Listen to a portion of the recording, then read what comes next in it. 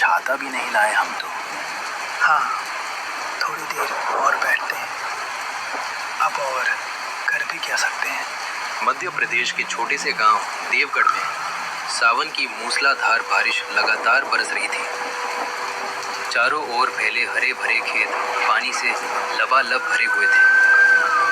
खेतों के बीच बनी एक ऊंची मचान पर, जहां से पूरा खेत साफ दिखाई देता था, दो युवक बैठे बारिश का आनंद लेते हुए आपस में बातें कर रहे थे। उनके सामने दूर तक फैले धान के खेत, पानी से भरी मेड़े और हवा में झूमती फसलें एक अलग ही दृश्य बना रही थी।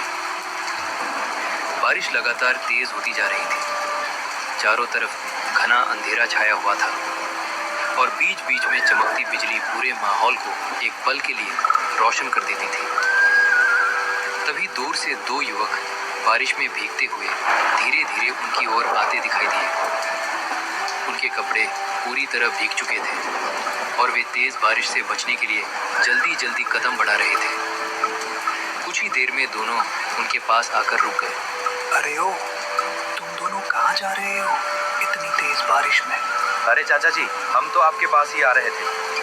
हाँ चाचा, आपके साथ बैठकर बातें करने में जो मज़ा आता है वो कहीं और नहीं मिलता। अरे वाह, आज तो बड़ी मीठी मीठी बातें हो रही हैं। सच सच बताओ, कोई काम है या सच में हमारी याद आ गई? नहीं चाचा, आज कोई काम नहीं है। मौसम इतना सुहाना हो गया कि सोचा आपके साथ बैठकर चाय पीते हैं और पुरानी बातें सुनते हैं। चारों मचान पर आराम से बैठे हुए थे। सामने दूर दूर तक फैले खेतों पर लगातार बारिश बरस रही थी। ठंडी हवा के झोंके कभी उनके चेहरों को छू जाते, तो कभी बारिश की बूंदें हवा के साथ उड़कर मचान तक आ जाती। चारों बारिश का आनंद लेते हुए गांव की पुरानी बातें, खेती बाड़ी और मौसम की चर्चा में मग्न थे।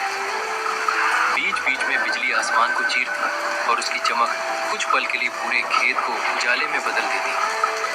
फिर सब कुछ दोबारा अंधेरे में डूब जाता। तभी कमल की नजर दूर कच्चे रास्ते पर पड़ी। बारिश के बीच एक धुंधली सी परछाई धीरे धीरे उनकी तरफ बढ़ती हुई दिखाई दे रही थी। तेज बारिश की वजह से उसका चेहरा साफ नजर नहीं आ रहा था। अरे चाचा, अब तो बहुत रात हो गई है। इस वक्त ये कौन आ रहा है? गांव की तरफ से आ रहा है। लगता तो गांव का ही कोई आदमी है। अरे ये तो वही है जिसका घर गांव के आखिर में है। अरे भोला, इतनी रात को कहाँ जा रहे हो, वो भी ऐसी मूसलाधार बारिश में? चाचा, यही नदी के उस पार जो पुराना तालाब है ना, वही मछली पकड़ने जा रहा हूँ। इतनी रात को जाने की क्या जरूरत है बेटा? कल सुबह चले जाना। रात का समय भी ठीक नहीं है और ऊपर से इतनी तेज बारिश। अरे चाचा, सुबह जाता हूँ तो वहाँ एक भी ढंग की मछली नहीं मिलती। मैंने सुना है कि रात के समय मछलियाँ तालाब के किनारे और एक ही जगह ज़्यादा देर तक रुकती हैं। अगर आज चला गया तो अच्छी पकड़ हो जाएगी। भोला जैसे ही आगे बढ़ने लगा, मंगतलाल ने उसे फिर से आवाज दी। इस बार उनकी आवाज में चिंता साफ झलक रही थी। अरे चाचा, आप भी बेकार की चिंता करते हैं। मैं रोज ऐसे ही निकलता हूँ, कुछ नहीं होगा। आप लोग आराम से बैठिए, मैं मछली पकड़कर लौटते वक्त आप सबसे मिलकर ही घर जाऊंगा। भगवान, इसकी रक्षा करना। इतनी रात को उस पुराने तालाब की तरफ जाना ठीक नहीं है। अगली सुबह पुराने तालाब के बाहर भोला की लाश पड़ी मिली थी। उसके आसपास गांव के 2-3 लोग खड़े थे। सभी के चेहरों पर डर और हैरानी साफ दिखाई दे रही थी। कोई कुछ बोल नहीं रहा था, बस सब चुपचाप भोला की लाश को देख रहे थे। इतने में मंकलाल और रघुनाथ भी वहां पहुंच गए। दोनों भीड़ के पास आकर रुक गए। लाश पूरी तरह कपड़े से ढकी हुई थी। अरे, ये कैसे मर गया? कुछ पता चला? कोई जहर वहर मिला या किसी जानवर ने हमला किया? पास खड़े एक गांव वाले ने धीरे से सिर हिलाया। नहीं चाचा, अभी कुछ भी समझ में नहीं आ रहा। लाश की हालत देखने लायक नहीं है, इसलिए उसे पूरी तरह ढक दिया है। पूरे शरीर पर गहरे घाव है और चेहरा भी इतना बिगड़ गया है कि बड़ी मुश्किल से पहचान में आया कि ये भोला है। भोला की मौत की बात सुनते ही मंगतलाल का चेहरा गंभीर हो गया। उन्होंने बिना कुछ देर किए रघुनाथ की तरफ देखा। रघुनाथ, चलो मेरे साथ, अब हमें उसके पास जाना ही होगा। दोनों बिना किसी से कुछ कहे वहां से निकल पड़े। बारिश की वजह से कच्ची सड़क पूरी तरह कीचड़ में बदल चुकी थी। दोनों तेज कदमों से गांव से थोड़ा दूर जंगल की ओर बढ़ने लगे। चारों तरफ सन्नाटा पसरा हुआ था। पेड़ों से बारिश की बूंदें अब भी टपक रही थीं और ठंडी हवा लगातार चल रही थी। कुछ दूर जाने के बाद उन्हें एक छोटी सी कुटिया दिखाई दी। कुटिया के बाहर एक वृद्ध तांत्रिक आंखें बंद किए गहरे ध्यान में बैठा था। उसके सामने धूनी जल रही थी, जिससे धुएं की हल्की लहरें हवा में फैल रही थीं। मंगतलाल और रघुनाथ उसके सामने पहुंचकर हाथ जोड़कर खड़े हो गए। बाबा, हमारी सहायता कीजिए। मुझे लगता है वो वापस आ चुकी है। तांत्रिक ने धीरे धीरे अपनी आंखें खोली और बिना कुछ बोले मंगतलाल की ओर देखने लगा। उसने फिर से अपना शिकार ढूंढना शुरू कर दिया है। अगर उसे जल्दी नहीं रोका गया तो न जाने कितनी और जानें चली जाएंगी। उसे अभी तक मुक्ति नहीं मिली, इसलिए वो फिर से लौट आई है। लेकिन तुम लोग उसके इलाके में गए ही क्यों? वहां वो कुछ भी कर सकती है। मंगतलाल और रघुनाथ ने एक दूसरे की तरफ देखा। फिर रघुनाथ धीमी आवाज में बोला, बाबा, हमें लगा इतने साल बीत गए हैं, शायद अब तक उसे मुक्ति मिल गई होगी, इसलिए हमने उस तरफ ज्यादा ध्यान नहीं दिया। नहीं, अब वो पहले से भी ज्यादा शक्तिशाली हो चुकी है। अभी तक वो अपने इलाके तक ही सीमित थी, लेकिन अब धीरे धीरे गांव की ओर भी आने लगेगी। बाबा, अब क्या करें? मैं कोई उपाय सोचकर 2 दिन के भीतर तुम्हारे गांव आऊंगा। तब तक तुम दोनों पूरे गांव को सावधान कर दो। उनसे कहना रात को देर तक कोई भी घर से बाहर ना निकले, खासकर पुराने तालाब, जंगल और सुनसान रास्तों की तरफ तो बिल्कुल भी न जाए। जिसने भी मेरी बात नहीं मानी वो उसका अगला शिकार बन सकता है। तांत्रिक की बात सुनकर मंगतलाल और रघुनाथ ने चुपचाप सिर हिला दिया। दोनों जानते थे कि अब गांव पर एक बहुत बड़ा संकट मंडरा रहा है। मंगतलाल और रघुनाथ गांव लौट आए। उन्होंने तांत्रिक की कही हुई हर बात पूरे गांव में फैला दी। इसी तरह कुछ दिन बीत गए। एक रात शहर से गांव का एक आदमी अपने घर लौट रहा था। बस देर से पहुंची थी, इसलिए गांव तक आते आते काफी रात हो चुकी थी। चारों ओर गहरा सन्नाटा था। केवल झींगुरों की आवाज और ठंडी हवा की सरसराहट सुनाई दे रही थी। अरे यार, आज इतने दिनों बाद गांव आया हूं और इतनी रात हो गई। अब पैदल ही जाना पड़ेगा। वो अपना छोटा सा बैग कंधे पर टांगे धीरे धीरे कच्चे रास्ते पर गांव की तरफ बढ़ने लगा। कुछ दूर चलने के बाद वो पुराने तालाब के पास पहुंचा। बारिश के बाद तालाब पानी से लबालब भरा हुआ था। चांद की हल्की रोशनी पानी पर पड़ रही थी। अरे वाह, इस बार तो तालाब पूरा भर गया है। इतने में उसकी नजर तालाब के किनारे खड़ी एक औरत पर पड़ी। उसने चमकीली लाल साड़ी पहन रखी थी। उसके लंबे बाल हवा में धीरे धीरे उड़ रहे थे। वो बिल्कुल चुपचाप तालाब की ओर देख रही थी। इतनी रात को ये कौन है? बहन जी, आप कौन है और इतनी रात को यहाँ क्या कर रही हैं? औरत ने धीरे धीरे उसकी तरफ देखा। उसकी आंखों में आंसू थे और आवाज कांप रही थी। भैया, मेरा बच्चा तालाब में गिर गया है। वो अंदर किसी लकड़ी में फंस गया है। मैं बहुत कोशिश कर चुकी, लेकिन उसे निकाल नहीं पा रही। कृपया मेरी मदद कर दीजिए। आप चिंता मत कीजिए, मैं अभी आपके बच्चे को निकाल कर लाता हूँ। इतना कहकर वो सीधे तालाब में कूद गया। वो बार बार पानी में गोता लगाकर बच्चे को ढूंढने लगा। कुछ देर बाद वो पानी से बाहर सिर निकालकर जोर से बोला, बहन जी, यहाँ तो कोई बच्चा नीचे है। लेकिन उसकी बात पूरी भी नहीं हुई थी कि उसने किनारे की तरफ देखा। अब वहां पहले वाली औरत नहीं खड़ी थी। उसकी जगह एक दूसरी औरत खड़ी थी। उसके लंबे बिखरे हुए बाल चेहरे पर लटक रहे थे। आंखें पूरी तरह काली थीं और होठों पर एक डरावनी मुस्कान फैल चुकी थी। उसे देखते ही उस आदमी का पूरा शरीर डर से कांपने लगा। ऐसे कैसे मिलेगा? उसे ढूंढना है तो तुम्हें और नीचे जाना होगा। इतना कहते ही तालाब के पानी के अंदर से किसी अदृश्य ताकत ने उस आदमी के दोनों पैरों को कसकर पकड़ लिया। अरे कौन है? छोड़ो मुझे, बचाओ!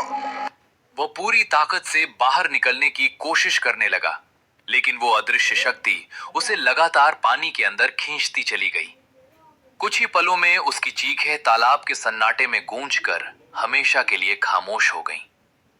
तालाब का पानी फिर से बिल्कुल शांत हो गया, मानो वहां कभी कोई आया ही ना हो।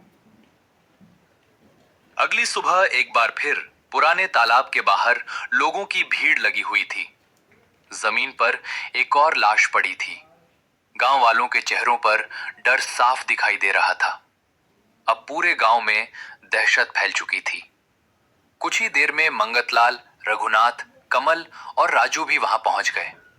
चारों कुछ पल तक चुपचाप लाश को देखते रहे। माहौल इतना शांत था कि किसी की सांसों की आवाज तक सुनाई दे रही थी।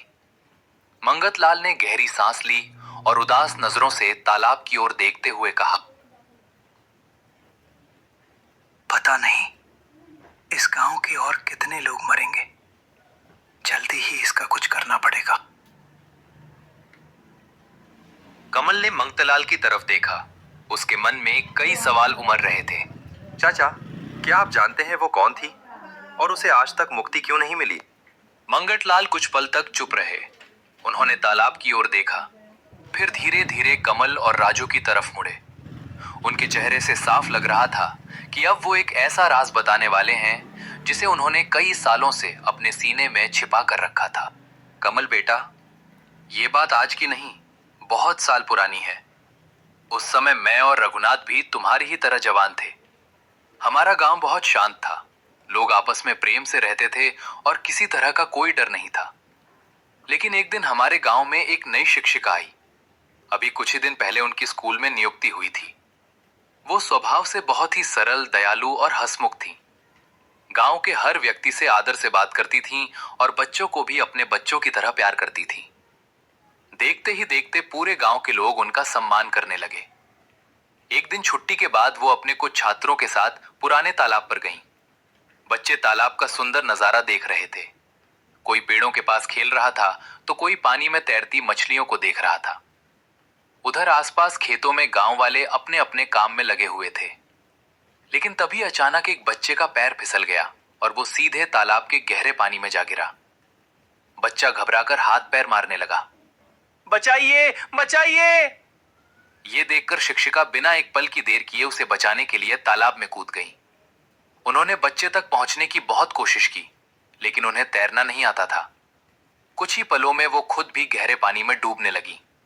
उन्होंने कई बार मदद के लिए आवाज लगाई, कोई है, बचाइए!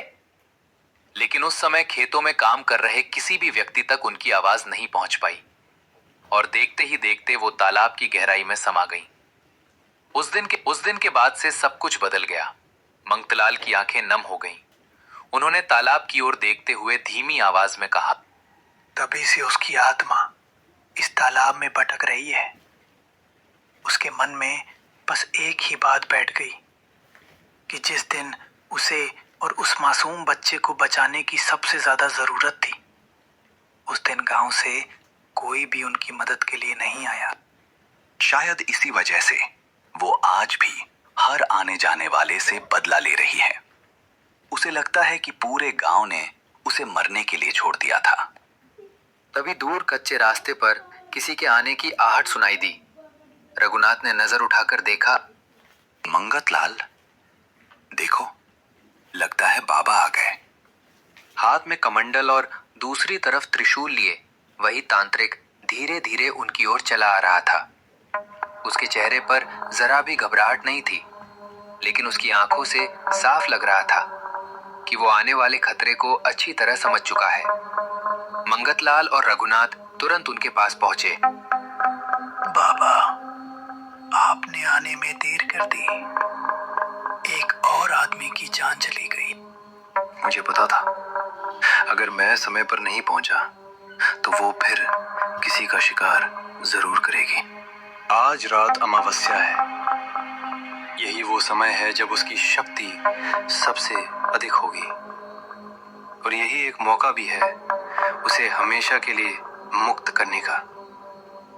लेकिन याद रखना, आज रात जो भी होगा उसमें तुम चारों को मेरा साथ देना होगा।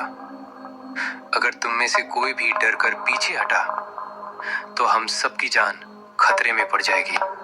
बाबा, हमें क्या करना होगा? शाम होते ही पांचों लोग पूजा का सारा सामान लेकर पुराने तालाब की ओर चल पड़े। सूरज पूरी तरह डूब चुका था। चारों तरफ घना अंधेरा फैल गया था। हवा धीरे धीरे तेज होने लगी थी। तालाब के किनारे पहुंचकर तांत्रिक ने जमीन साफ की और चारों ओर गंगा जल छिड़का। फिर उसने मिट्टी पर एक बड़ा सा रक्षा मंडल बनाया और उसके बीच हवन कुंड तैयार किया। अब सब लोग इस मंडल के अंदर बैठ जाओ। जब तक मैं ना कहूं कोई भी बाहर नहीं जाएगा। चारों बिना कुछ बोले मंडल के अंदर बैठ गए। तांत्रिक ने हवन में अग्नि प्रज्वलित की और ऊंचे स्वर में मंत्रों का जाप शुरू कर दिया। कुछ ही मिनट बीते थे कि अचानक तालाब का शांत पानी अपने आप लहराने लगा। तेज हवा चलने लगी। पेड़ों की टहनियां जोर जोर से हिलने लगी। अचानक तालाब के बीचों बीच पानी में गोल गोल भंवर बनने लगा। चाचा, ये क्या हो रहा है? कोई कुछ नहीं बोलेगा। उसकी आहट शुरू हो चुकी है। इतने में तालाब के बीच से एक तेज चीख सुनाई दी। उस चीख की आवाज सुनते ही कमल और राजू के रोंगटे खड़े हो गए। धीरे धीरे पानी के बीच से लाल साड़ी पहने वही औरत बाहर निकलने लगी। उसके लंबे भीगे हुए बाल चेहरे पर लटक रहे थे। आंखें पूरी तरह काली पड़ चुकी थीं और वो बिना पलक झपकाए, मुझे कोई नहीं रोक सकता। आज तुम्हें मुक्ति मिलेगी। अब तुम्हारा आतंक यहीं समाप्त होगा। इतना कहकर तांत्रिक ने हवन की अग्नि में अंतिम आहुति दी और तालाब की ओर गंगा जल छिड़क दिया। अचानक तेज हवा चलने लगी। चारों ओर धुआं फैल गया। आत्मा जोर जोर से चीखने लगी। नहीं, नहीं। तांत्रिक लगातार मंत्र पढ़ता रहा। कुछ ही क्षणों बाद आत्मा की चीखें धीरे धीरे कम होने लगी। तभी आत्मा का रूप बदलने लगा। वो फिर से उसी शिक्षिका के रूप में दिखाई दी। उसकी आंखों से आंसू बह रहे थे। मेरा इरादा किसी को मारने का नहीं था। मुझे लगा उस दिन पूरे गांव ने मुझे और उस मासूम बच्चे को मरने के लिए छोड़ दिया था। इसी दर्द ने मुझे भटका दिया। अब तुम्हारा दुख समाप्त हो चुका है। क्रोध छोड़ दो और शांति से चली जाओ। शिक्षिका ने नम आंखों से पूरे गांव की ओर देखा। मुझे क्षमा कर देना। इतना कहते ही उसका शरीर धीरे धीरे प्रकाश में बदलने लगा और देखते ही देखते वो हमेशा के लिए वहां से विलीन हो गई। तालाब का पानी फिर से शांत हो गया। तेज हवा भी रुक गई। बाबा, आपने पूरे गांव को बचा लिया। नहीं, उसे मुक्ति उसके अपने पश्चाताप ने दिलाई है। अब इस गांव पर कभी कोई संकट नहीं आएगा। तो दोस्तों, आपको हमारी यह काल्पनिक कहानी कैसी लगी? हमें कमेंट करके जरूर बताएं। छोटी मोटी गलतियां एडिटिंग में हो जाती हैं, उसके लिए क्षमा करें। अगले रविवार आपके लिए अमावस्या की रात का मछली वाला पार्ट 2 आ रहा है, जो होगा पूरा सस्पेंस